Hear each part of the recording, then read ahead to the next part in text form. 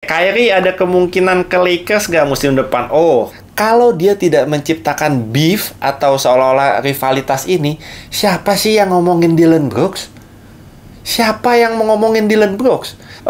Match yang paling dinantikan waktu playoff West sama East nanti kok. Oke, match yang paling gue nantikan. Dia tanya the next MVP dan Defensive Player of the Year musim ini. Oh, it's a good question.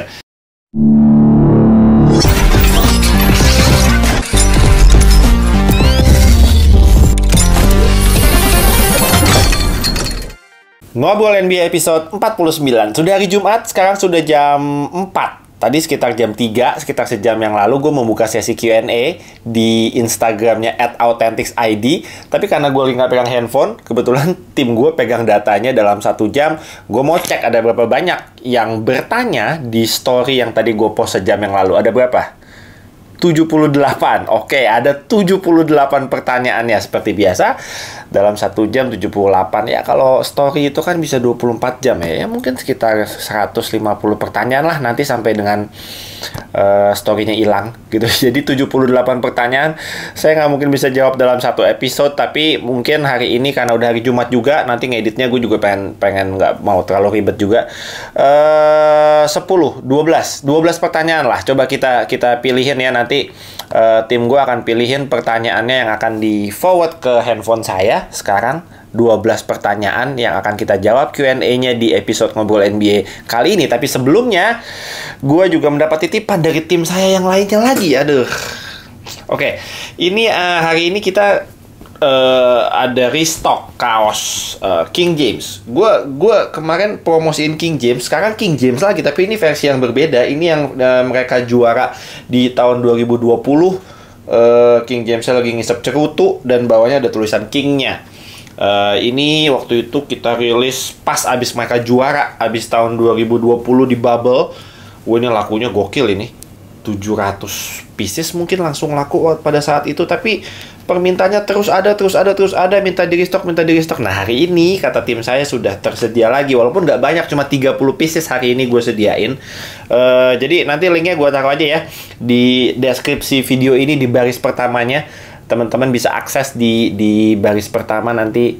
Kalau yang mau ngegas langsung fansnya LeBron, silahkan langsung digas fansnya LeBron. Tenang, nanti kita akan bikin artikel-artikel yang keren banget.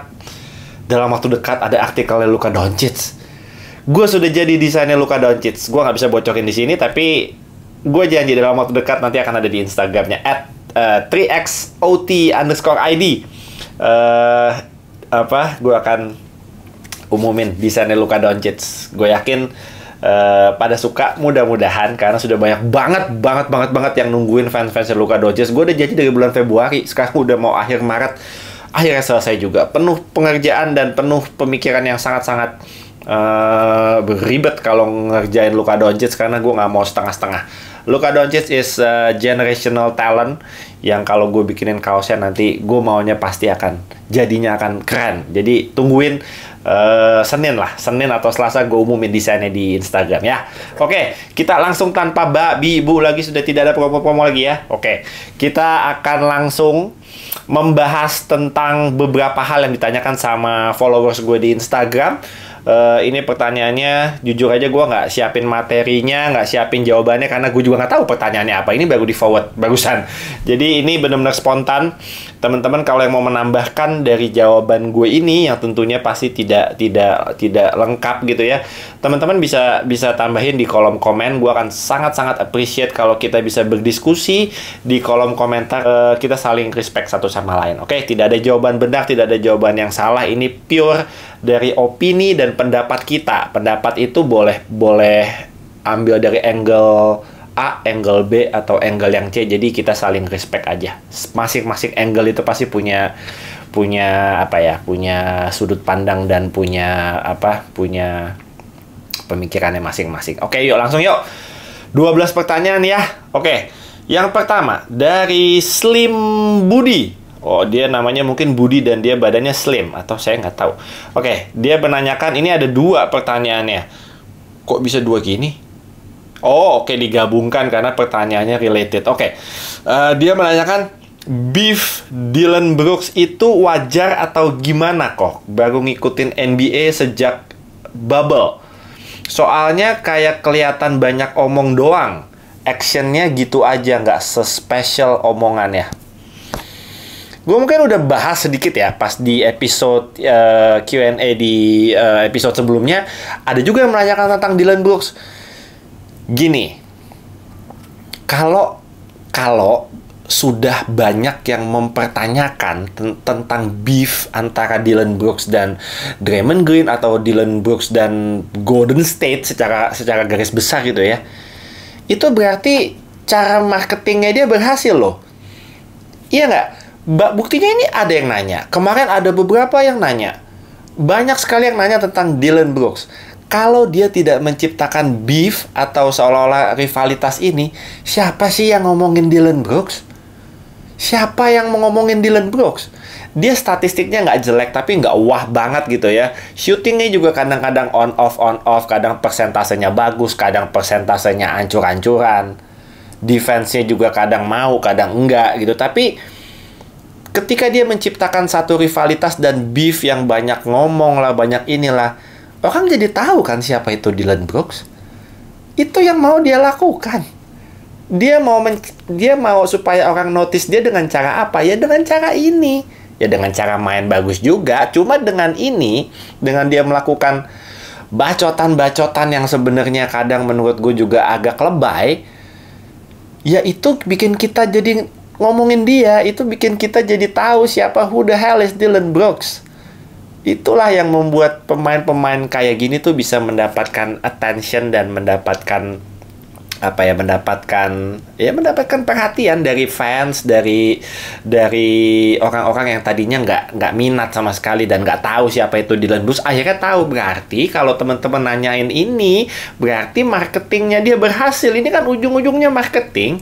NBA itu kan butuh drama. NBA itu adalah entertainment. Dillon Brooks ini melakukan hal-hal yang sudah seharusnya dilakukan sama orang-orang yang memang butuh perhatian, gitu. Tapi dia benar. Dia menciptakan rivalitas sama Golden State. Dia melakukan hal-hal yang bisa dibilang sebagai beef dengan pemain Golden State. Ya itu udah paling benar, karena Golden State itu fanbase-nya paling gede.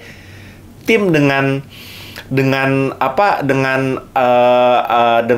jam tayang dan exposure yang luar biasa gede. Ya lu kalau mau nyari beef, kalau mau cari perhatian, jangan nanggung-nanggung sama Golden State. Coba dia ciptain beef sama pemain Orlando Magic. Siapa yang peduli? Coba ya kan enggak kan. Jadi gua rasa ini balik lagi ke marketing ya. Prestasi bisa dibilang belum ada lah. Memphis Grizzlies itu mau mencoba menjadi villain, menjadi tim yang yang dibenci orang. Gue bisa bilang bahwa Memphis Grizzlies adalah tim yang paling dibenci saat ini sebenarnya. Tapi kalau mereka mau membranding image timnya mereka seperti itu, ya silahkan sah-sah aja sebenarnya. Tapi prestasi tetap nanti akan jadi tolak ukur untuk supaya orang tuh nilainya bahwa lu ngebacot tapi lu bisa nge-backup bacotan lu dengan prestasi gitu. Kalau ternyata nanti mereka nggak berprestasi di playoff misalnya, gugur di awal-awal terutama, itu pasti mereka bakal dibully habis-habisan. Itu udah pasti dibully. Jadi nikmatin aja lah buat kita yang nggak terlalu peduli dengan beef ini, atau kita yang merasa ke-trigger dengan hal-hal seperti ini, itu dinikmatin aja. Itu bagian, is part of the entertainment kok. Nggak ada yang salah, asal tidak ada yang saling mencederai satu sama lain gitu ya. Walaupun Dillon Brooks waktu itu nyederain siapa ya? Gary Payton the second kalau nggak salah di babak playoff. Jadi asal nggak yang begitu-begitu ya, asal yang nggak nyederain orang, menurut gue it's fine, it's totally fine. Kalau misalnya mereka nggak bisa membackup dengan prestasi, toh mereka yang malu kok. Nggak apa-apa, nanti kita lihat aja sepak terjangnya Memphis ya, tim yang paling dibenci di NBA saat ini. Oke, pertanyaan kedua datangnya dari saudara M. Haikalam. Susah amat ya. Susah amat namanya. Oke, ciri-ciri tim yang punya mental playoff.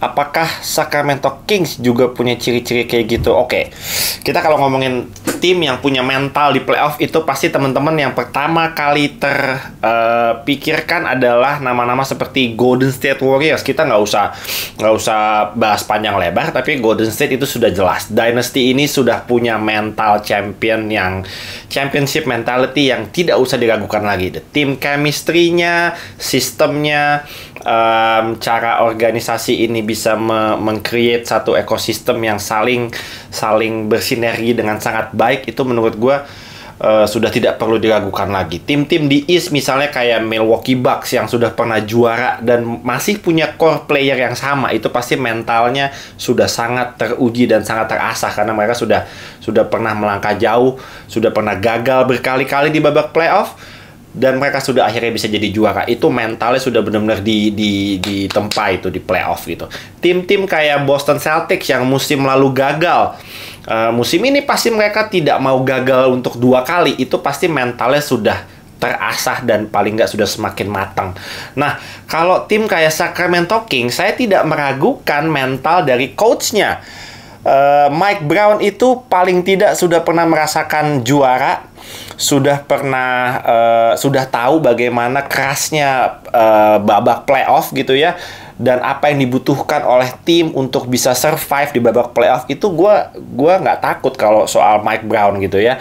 Kebetulan Mike Brown ini menjadi head coach di tim yang menurut gue secara kualitas pemainnya itu semuanya role-nya sudah jelas mau ngapain gitu. Dan pemainnya nggak ada yang aneh-aneh. De'Aaron Fox nggak pernah aneh-aneh. Gagal berkali-kali jadi NBA All-Star. Jadi menurut gue pemain-pemain superstarnya ini adalah pemain-pemain yang sempat nggak ditengok gitu loh. Padahal jago banget ya. De'Aaron Fox tuh dari kemarin-kemarin tuh mah jago banget gitu. Akhirnya jadi NBA All-Star tahun ini ya seneng banget gitu kan, karena akhirnya Kings-nya juga berprestasi dan mereka menjadi top 3 teams di wilayah barat gitu. Jadi seneng banget ngelihat Sacramento Kings, vibes-nya, chemistry-nya itu bener-bener berubah drastis musim ini ya. Nggak cuma semata-mata karena coach Mike Brown, tapi gue rasa organisasi ini sekarang sudah punya franchise ini, sudah punya arah yang jelas dan tahu mereka mau ngapain. Dari sejak trade-nya Domas dengan Tyrese Haliburton, itu pasti fans-fansnya Sacramento Kings kan udah meragukan hal itu gitu, bahwa lu punya pemain Tyrese Haliburton yang bisa dibilang dialah masa depannya Sacramento Kings, lu tuker sama Domantas Sabonis gitu loh. Yang bisa dibilang pada saat itu orang pasti mikir kan, Hali ini bagus banget. Domantas Sabonis, fansnya Sacramento Kings mungkin belum percaya. Kalau saya sih sudah tahu kualitasnya Domas seperti apa, karena dulu pernah paling tidak satu musim di OKC gitu. Jadi gue tahu potensi Domas ini seperti apa. Akhirnya dia bener-bener trade ini menjadi trade yang sangat win-win solution. Haliburton menjadi superstar di Indiana Pacers sekarang dan bisa menjadi fondasi yang kuat sama Bennedict Mathurin untuk Pacers ke depannya. Sacramento Kings juga punya pemain yang bisa dibilang ya, fungsi dan role-nya itu mirip seperti Nikola Jokic di Denver Nuggets gitu. Domantas Sabonis tuh bisa melakukan itu di Sacramento Kings, dan mereka punya shooter-shooter kayak Kevin Huerter, ada Malik Monk juga sekarang bagus juga mainnya. Jadi overall Kings melakukan upgrade musim ini yang akhirnya berbuah manis, paling tidak sampai detik ini itu membawa hasil yang sangat-sangat positif banget buat mereka. Kalau di playoff jujur gue masih tanda tanya, karena pemain-pemain mereka ini belum pernah diuji secara mental di babak playoff. Jadi gue doain aja buat Sacramento Kings. Of course, kalau gue udah bilang berkali-kali, kalau OKC Thunder saya tidak masuk playoff di wilayah barat, gue akan sangat belain Sacramento Kings, karena walaupun mereka ada di posisi 3 tim teratas di wilayah barat, siapapun yang ketemu mereka nanti, gue rasa Sacramento Kings akan tetap jadi underdog di series itu. Jadi mudah-mudahan langkahnya bisa jauh di playoff kali ini. Kalaupun tidak jauh, ini adalah awal yang sangat-sangat baik untuk Sacramento Kings, karena berapa tahun mereka, 16 tahun mungkin nggak pernah ngerasain babak playoff. Jadi fans-fansnya gue rasa juga nanti kalau mereka main di kandang itu pasti energi dan vibes-nya bener-bener luar biasa. Kita tahu zaman dulu tahun 2000-an berisik banget fans-fans Sacramento Kings kalau babak playoff, ampun deh, berisiknya tuh bener-bener parah, itu gokil. Zaman-zamannya Siwap, Peja, Vladi Divac, Mike Bibby dan lain-lain, itu gokil itu. Wah, itu nggak ada duanya fans Sacramento Kings. Mudah-mudahan kita bisa lihat itu nanti di babak playoff ya. Oke, lanjut lagi. Review permainannya Brooklyn Nets setelah trade, apakah cukup bagus dan kompetitif untuk playoff dan play-in? Oke, ini sekarang hari Jumat. Brooklyn Nets kalau tidak salah sudah turun ke posisi play-in ya, karena tadi kalah, hari ini kalah mulu, mereka kalah 4 kali apa 5 kali beruntun gitu ya. Jadi udah agak rawan nih Brooklyn Nets. Gua nggak mau bilang permainannya jelek sih sebenarnya, tapi kalau lu mengganti pemain sekaliber KD dan Kyrie gitu ya, pasti akan kerasa lah bedanya gitu. Gua nggak bilang bahwa pemain-pemain penggantinya ini jelek. Oh tidak, saya sangat-sangat suka sama Mikal Bridges, sama Cam Johnson, sama Spencer Dinwiddie, sama Dorian Finney-Smith. Gue suka banget. Secara kolektif menurut gue tim ini sangat-sangat deep gitu ya, dengan pemain-pemain yang bagus, terutama di sektor wingnya itu sangat-sangat bagus gitu ya. Tapi tetap aja NBA itu kan superstar driven league ya. Lu tetap harus punya satu superstar sih yang benar-benar bisa nge-carry tim lu, tapi bukan hanya meng-carry sendirian, tapi dilengkapi lah dengan role player yang benar-benar bagus. Nets ini tidak punya superstar sebenarnya, itulah yang nanti kalaupun mereka nanti masuk playoff, menurut gue itu yang akan jadi pertanyaan besar. Bisa nggak mereka survive tanpa paling tidak satu orang superstar gitu? Kalau mereka mau mengandalkan permainan kolektif dari tim ini, menurut gue bisa-bisa aja. Tapi tetap kalau game lagi bener-bener tight dan mereka butuh go to playernya gitu ya, pemain yang bisa mereka andalkan, itu mereka nggak punya gitu loh. Mikal Bridges belum lah sampai ke situ, Dinwiddie belum lah, Cam Johnson juga belum lah. Cam Thomas ini gue kesel sebenarnya sama si Jack Vaughn nih, kenapa sih Cam Thomas nggak dikasih menit? Ampun deh, itu padahal pemain itu oke banget gitu loh, paling nggak dikasih menit lah 25 menit gitu. Aduh, ini malah nggak dimainin sama sekali. Kemarin gue siaran Brooklyn Nets lawan siapa ya? Oh, Cleveland Cavaliers ya kalau nggak salah, pas gue siaran kemarin nggak dimainin loh. Aduh, kesel. Gue nggak tahu apa yang salah dengan Cam Thomas ya. Defense-nya memang nggak bagus Cam Thomas, tapi masa offense-nya dia nggak bisa meng-offset itu sih defense jeleknya. Memang dia agak sedikit maruk ya, gue akui. Dia mungkin jarang passing, dia mungkin jarang ngejalanin play yang sudah didesain, dan dia lebih pengen untuk finishing sendiri gitu ya. Gue nggak tahu, tapi masa nggak dapat menit sih bro? Itu Cam Thomas 3 game berturut-turut 40 poin loh. Itu paling nggak lu udah tahu lah dia bisa ngapain gitu di lapangan. Nggak tahu, gue nggak tahu di belakangnya ada apa sama Jack Vaughn dan Cam Thomas, nggak ngerti gue. Oke, next, bahas strategi coach Darvin Ham yang jadikan pertahanan Lakers sekarang semakin solid. Ini pertanyaan dari fanbase-nya Lakers kayaknya ya, karena nama account-nya adalah Lakers_Indo. Gue nggak perlu bahas terlalu panjang mengenai strategi X&Os dan lain-lain. Gue rasa strategi itu akan bisa lu jalankan dan hasilnya akan bisa maksimal kalau personil dan pemainnya itu tepat gitu loh. Gue rasa setelah trade deadline, dengan datangnya pemain-pemain kayak Rui Hachimura, kayak Vando, gue selalu berkata hal-hal positif tentang Jared Vanderbilt. Dari sejak dia di Minnesota Timberwolves, gue udah bilang bahwa pemain ini, siapapun yang mendapatkan Jared Vanderbilt, tim itu akan hoki. Maksudnya akan happy lah dengan adanya Jared Vanderbilt. He is a really hard working player gitu loh. Hustle-nya luar biasa, energinya luar biasa. Mungkin tidak terlihat di box score, tapi hal-hal kecil yang dia lakukan di lapangan itu impact-nya menurut gue bagus banget gitu. Jadi kalau lu punya personil yang tepat, gue rasa memang strateginya Darvin Ham lebih kelihatan lebih kelihatan bisa dijalankan di lapangan dengan lebih baik gitu ya. Oke. Lanjut, saran nonton live NBA. Baru nyemplung di dunia NBA gara-gara Warriors juara. Oke. Memang banyak fans NBA baru yang bermunculan sejak eranya Steph, eranya Golden State Warriors gitu. Seneng gue, terima kasih loh Golden State Warriors. Akhirnya fans-fans NBA terutama di Indonesia ya, makin kesini makin banyak jumlahnya. Ada yang ngefansnya sama Steph doang dan gak peduli Warriors mau kecebur atau gimana. Ada yang ngefans sama Warriors, memang ada gitu, ada banget. Tapi seneng gue.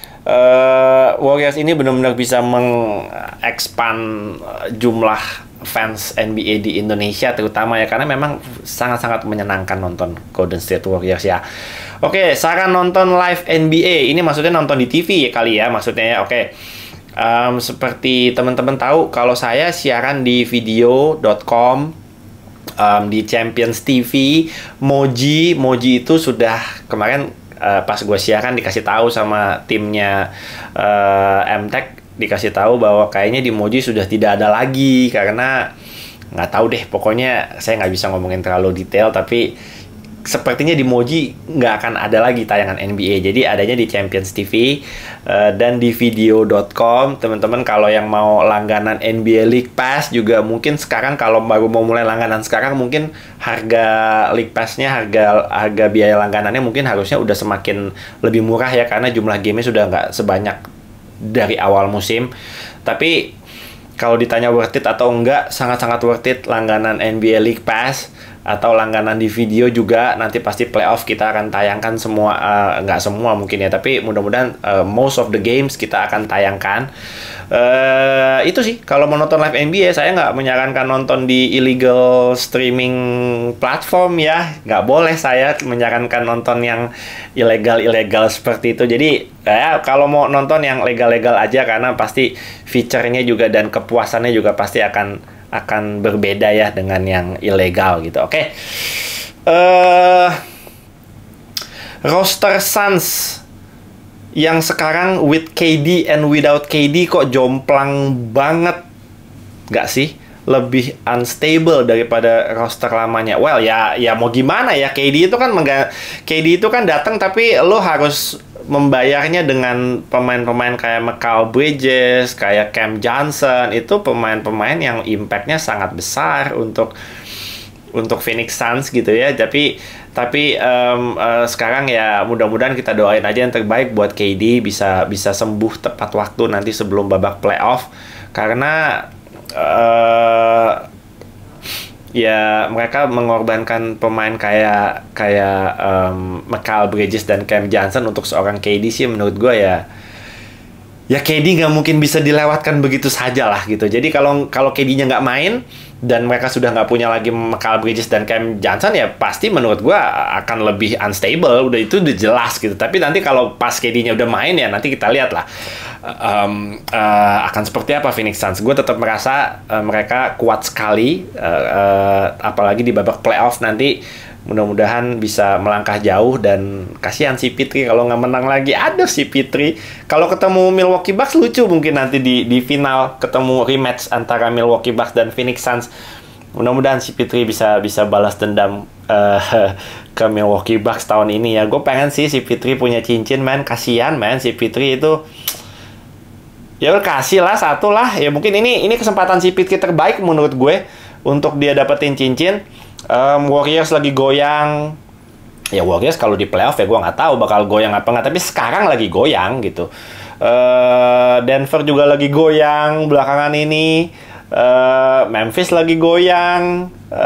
Clippers lagi goyang. Paul George cedera kan 2-3 minggu gitu. Tapi ya ini mungkin kesempatan terbaik ke Phoenix Suns lah untuk bisa ngasih si Pitri cincin lah. Ayo KD, itulah kasih si Pitri cincin lah, ayo saya dukung lah.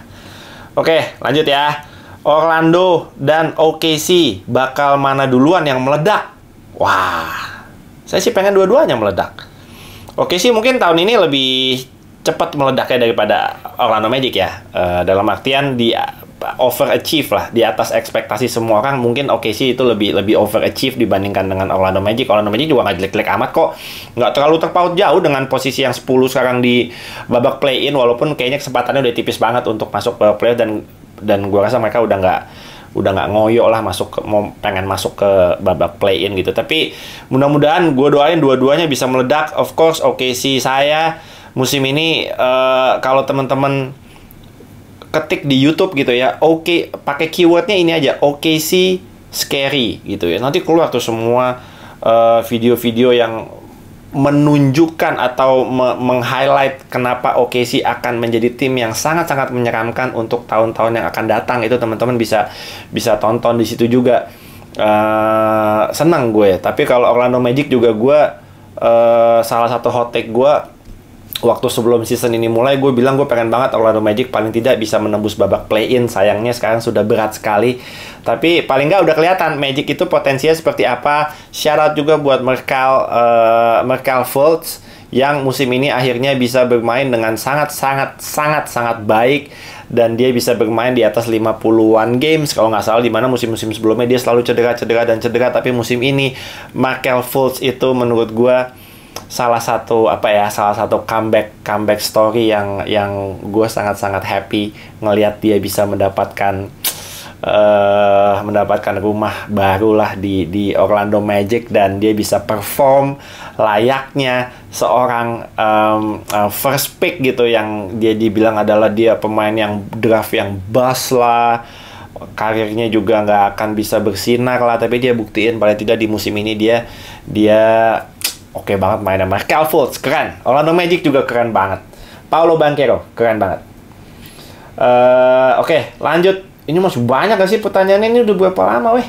Oke, lanjut deh. Kita habisin ya, tapi nggak bisa terlalu banyak kali. Oke, pertanyaan dari Ritem. Susah ya. Match yang paling dinantikan waktu playoff West sama East nanti kok. Oke, match yang paling gue nantikan, yang paling saya nantikan itu kalau di West ya. Kalau di West itu yang pasti tadi ada pembahasan di awal, banyak yang menanyakan beef antara Dillon Brooks dan juga Draymond Green gitu ya. Jadi salah satu match yang akan sangat gue nantikan adalah kalau misalnya nanti Golden State masuk playoff, adalah Golden State ketemu sama Memphis Grizzlies. Itu seru. Terus Phoenix Suns lawan Dallas Mavericks itu juga menurut gue seru nanti kalau sampai terjadi. Kalau di East gue pasti akan looking forward matchup pertemuan antara Milwaukee Bucks ngelawan Boston Celtics. Itu sudah tidak diragukan lagi, itu adalah matchup yang akan gue tunggu-tunggu. Giannis ketemu lagi sama Boston Celtics, itu bakal seru banget. Oke. Seberapa besar kesempatan Giannis jadi MVP dan Milwaukee Bucks bisa juara? Oke, kalau MVP mungkin perebutannya sekarang Giannis mungkin ada di urutan ketiga ya, setelah Jokic dan Embiid itu ada Giannis gitu. Seberapa besar kesempatan Giannis jadi MVP? Menurut gue MVP tahun ini itu antara Jokic atau Embiid sih, antara dua itu. Tapi Giannis tetap ada di perebutannya ya gitu. Tapi mungkin nggak di top 2 kalau Giannis. Tapi kalau kesempatan Bucks untuk jadi juara, menurut gua peluangnya cukup besar. Tentu yang siap menjegal juga pasti akan ada. Tapi kalau ditanya peluangnya Bucks pasti lebih besar daripada tim-tim yang lain gitu ya. Bukan Boston Celtics, tapi yang di bawah-bawahnya lah. Gue mau lihat Chris Middleton juga udah sehat, terus mereka dapat pemain-pemain yang menurut gue bagus gitu ya untuk bisa melangkah jauh di babak playoff tahun ini. Mereka dapat pemain kayak nggak usah ngomongin pemain-pemain kayak Jay Crowder gitu-gitu, nggak usah deh. Kita ngomongin satu pemain kayak Joe Ingles gitu ya. Gue suka banget sama Joe Ingles gitu. Dia Milwaukee Bucks dapat Joe Ingles aja tuh udah curang sebenarnya gitu. Jadi mudah-mudahan kita bisa ngelihat lagi Giannis di babak final kali ya. Mudah-mudahan ya. Oke, pertanyaan selanjutnya. Kenapa Cam Thomas nggak dapat menit bermain? Tadi saya udah bahas tadi pembahasan tentang Brooklyn Nets. Ini seneng banget gue dapat pertanyaan ini tadi udah gue bahas ya. Mudah-mudahan dia dengar tadi yang gue ngomongin apa. Saya juga kesel kenapa Cam Thomas gak dimainin. Asli kesel banget. Oke, Kyrie ada kemungkinan ke Lakers gak musim depan? Oh, kalau ngomongin Kyrie, kemungkinan apapun itu pasti akan selalu ada. Karena tidak ada yang pernah bisa membaca pikiran seorang Kyrie Irving. Kadang dia mau ini, besok dia mau itu, lusa dia mau yang lain. Nggak akan ada yang pernah tahu isi kepala dari Kyrie Irving. Jadi untuk fans-fansnya Lakers, kalau memang masih mau berharap ada Kyrie Irving musim depan, ya silahkan berharap. Karena harapan itu akan selalu bisa dipenuhi oleh seorang Kyrie Irving, karena kita nggak akan pernah tahu apa yang ada di kepalanya dia. Kalau dia nggak happy di Dallas, ya mungkin dia bisa minta sama Mark Cuban, udahlah gue mau ke Lakers saja, nantilah kita lihatlah ya.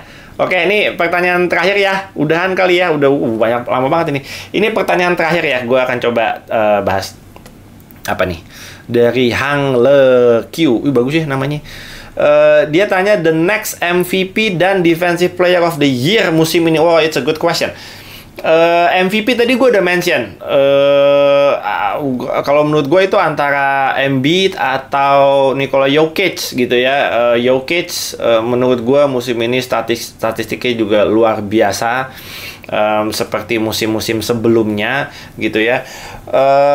Nggak cuma statistik yang poin, rebound, assist dan lain-lainnya itu, tapi lebih ke statistik yang lebih advance, dalam artian player efficiency rating, plus minusnya kalau dia on and off the court, seperti apa impactnya buat Denver Nuggets dan lain-lain. Joel Embiid juga kalau nggak salah terakhir memimpin dalam players efficiency ratingnya. Akhirnya untuk pertama kalinya dalam 3 tahun terakhir Joel Embiid bisa mempunyai PER yang lebih bagus daripada Nikola Jokic, walaupun hanya terpaut 0, sekian poin. Tapi fans-fansnya Sixers membuat case bahwa ini dia akhirnya ini tahunnya Joel Embiid buat bisa jadi MVP, karena memang Embiid gokil. Saya juga kemarin mention gue punya Embiid juga di NBA Fantasy, gokil emang statistiknya Embiid. Tapi nggak tahu nih nanti apa yang menjadi titik berat dari para voters untuk memilih siapa yang jadi MVP musim ini. Pasti akan ada titik beratnya, karena biar bagaimanapun Jokic sudah menjadi MVP back to back 2 kali. Pasti ada yang namanya voters fatigue gitu ya, kelelahan, maksudnya bosen gitu ya, bahasa Indonesia apa sih voters fatigue tuh? Fatigue tuh capek sebenarnya, tapi mungkin bisa diartikan bosen lah ya, bosen. Voters ini mungkin akan mencoba berubah haluan ke Joel Embiid. Nah, gua nggak tahu nanti seperti apa, kita lihat aja. Yang pasti perebutannya bakal tight banget. Oke, kalau untuk Defensive Player of the Year, gue memilih 2 nama mungkin ya. 2 nama yang pasti. Yang pertama adalah Brook Lopez dari Milwaukee Bucks. Yang kedua adalah Jaren Jackson Jr. dari Memphis Grizzlies. Mungkin nanti persaingan ketatnya adalah antara 2 pemain itu. Kalau di bursa taruhan untuk dalam artian prediksi siapa yang akan menjadi Defensive Player of the Year, itu yang di urutan pertama ada Brook Lopez. Di urutan keduanya baru si Jaren Jackson Jr. Nanti kita lihatlah siapa yang bakal dapat musim ini ya. Oke, segitu aja. 13 pertanyaan yang sudah gue jawab. Kalau 70 berapa tadi? 78 pertanyaan, beresnya kapan ya? 12 dulu lah ya hari ini, karena ini udah hari Jumat. Gue kalau bikin video hari Jumat biasa yang nonton tuh mulai nontonnya pada hari Sabtu biasanya. Jadi kalau Jumat malam memang saya juga sudah pasti entah ada di mana, nggak mungkin buka YouTube saya kalau hari Jumat malam ya. Oke, segitu aja jadi episode Ngobrol NBA episode 49 ini. Again, nanti pertanyaan Q&A-nya akan gue lanjutkan mungkin di hari Senin atau di hari Selasa. Kita akan coba bahas lagi pertanyaan yang belum gue jawab hari ini ya. Selamat akhir pekan teman-teman yang menjalani ibadah puasa, juga semoga puasanya lancar ya. Gue doain semoga tidak ada yang sakit, semoga semua bisa beribadah dengan baik dan tenang, dengan sukacita. Oke, guys, terima kasih telah menyaksikan sesi Q&A di episode kali ini. Kita jumpa di episode Ngobrol NBA selanjutnya. I'm out.